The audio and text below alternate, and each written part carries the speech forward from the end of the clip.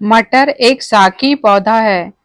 इसका तना मुलायम होता है और यह भूमि के पास बेल की तरह फैलता है। यह फैबेसी या लेग्यूमिनेसी परिवार से संबंधित है, जिसमें अरहर, मूंग, उड़द, चना जैसे पौधे भी आते हैं। इसके फूल तितली के आकार के होते हैं और फल फली कहलाता है, जिसके अंदर बीज के रूप में मटर के दाने होते हैं। मटर एक शीत ऋतु रबी फसल है।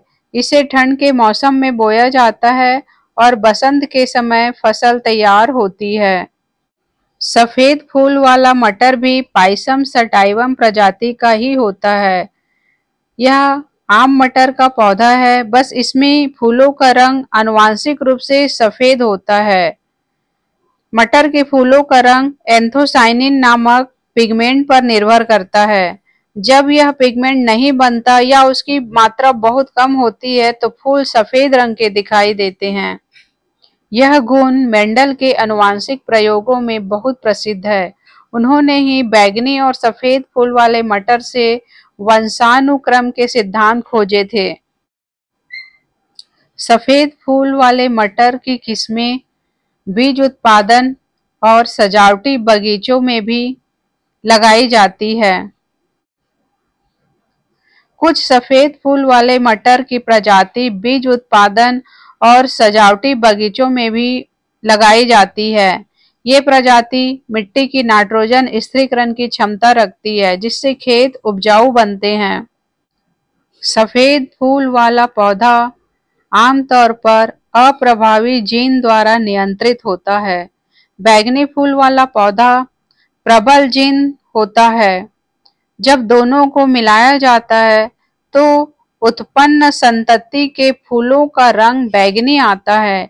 यही मेंडल का प्रभाविता का नियम कहलाता है। मटर का तना पतला और बेलनुमा होता है। पत्तियां संयुक्त होती है, जिनमें सिरे पर लताएं या टेंड्रिल्स होती है। इसके फूल छोटे, सफेद और सुगंधित होते हैं। फल हरे रंग की फली होती है, जिसमें कई मटर के दाने होते हैं। इसमें परागन आत्म परागन द्वारा होता है।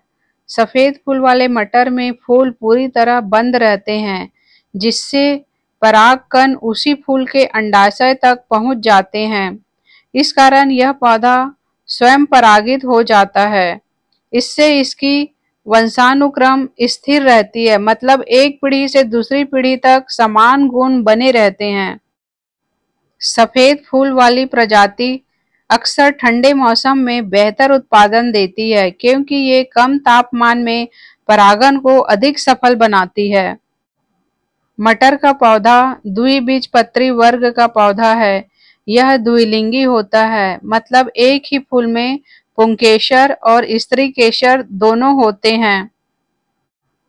इसकी जड़ों में राइजोबियम नामक जीवाणु पाए जाते हैं, जो नाइट्रोजन स्थिरीकरण करते हैं और मिट्टी की उर्वरा शक्ति बढ़ाते हैं।